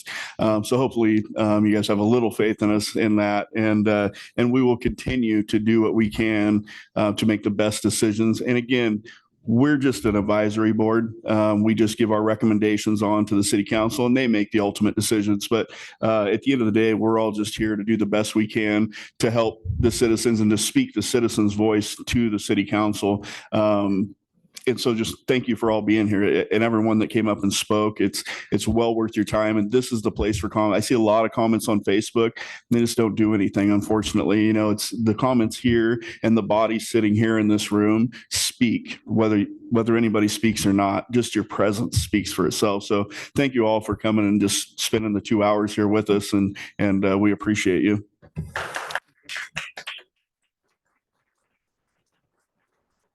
Sonia. Yeah, me again. No, I just wanted to clarify that downtown Staten was indeed on our schedule up for discussion and consideration.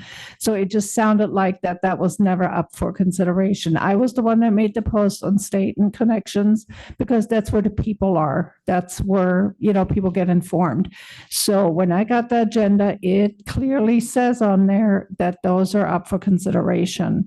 So I just wanted to clarify that because it sounded like you just kind of said that was never up for consideration, which would not be correct. I would just say I think what Adam was just trying to say was that there wasn't never a meeting, and there was never a conversation with the folks up here who were saying, hey, we need to put downtown Staten on that list. That's all he was trying to clarify. Yes, it was on the agenda. It was something we were talking about tonight. But I think what Adam was just trying to say was it wasn't like we had previously talked about it and, yeah. And I want to just clarify that all the people, I'll raise my hand. I am going to be transparent and honest. It was my idea. Stupid idea, fine. But it was my idea based on the feedback that we got. Okay. And the only way to have the conversation is to have the conversation. So that's what it was on the agenda, to have the conversation. And discuss it. That doesn't mean that it was a done deal. I've seen things on Facebook saying it was decided. No, it's an idea that was put out there for us to discuss. So that for me, the transparency piece is, how do you discuss something without discussing it? So we put it out there. We're having the conversation. We got feedback from here. I'm sort of transitioning into next steps. We will get the survey up and going. With the feedback that I've gotten previously about transparency, we will send some notices more targeted around the areas that we're talking about, specifically the Wilco Road, the water treatment plant, and the sewer treatment plant, to let people know within a proximity of that we're talking about those areas and we want their input. We will also put stuff out on social media. So Facebook, Nextdoor, our website, the interested parties list. And I really need everybody to share that information because that's really how we're going to get that information out. I was just confirming, we in other outreach efforts, we hit the utility bill window, but the utility bills don't go out until the end of the month. So we're not going to be able to hit the utility bill for this. So it is going to be really important to get that information out about the survey, as well as seeking public input on these sites, as well as any other ideas that people might have out there. Our next meeting is going to be October 9th. And the hope is that at that meeting, you will make a recommendation to council and kind of put this piece to bed. I don't know that you want to continue meeting monthly for the rest of your lives. And so we can have a conversation then and ultimately with council on kind of what we do with the task force from this point forward and how we utilize your input. I know that I've said multiple times, you were all appointed for a reason with different perspectives, and I think it's very valuable. So we'll kind of talk about how we move forward at the next meeting. Any other questions, comments? Oh, yes, Ben. I know we're past time, and this is because this is regards to the survey that we're going to put out soon. I wanted to see what people thought about adding one question, and that would be yes or no question. Do you support the city providing extremely basic services, i.e., porta potties and trash cans in locations where camping is allowed? That's a completely separate question, just to gauge where the public is at on wherever we decide the location would be. Do we want to provide extremely basic, just porta potty and whatever the wording needs to be, but nothing more than just trash cans and porta potties? I think that would be good feedback to have. Yeah. I would maybe just tweak it just to say overnight camping, just so we double check. Right. Just overnight camping allowed, where overnight camping is allowed. Rest stop. Is anybody on the highway? Is anybody opposed with adding that? No, I think it's a great idea. That's where I was getting to with the language with the managed camp versus the health and safety perspective. And that is the bare minimum, is not looking at it as a as an enticement, but just basic bare bones health and safety perspective, trash and porta potty. Okay. Thank you. I also agree with that because I really want the public's input and I want to know what they think. That's very important to me. Okay, thank you. Anything else?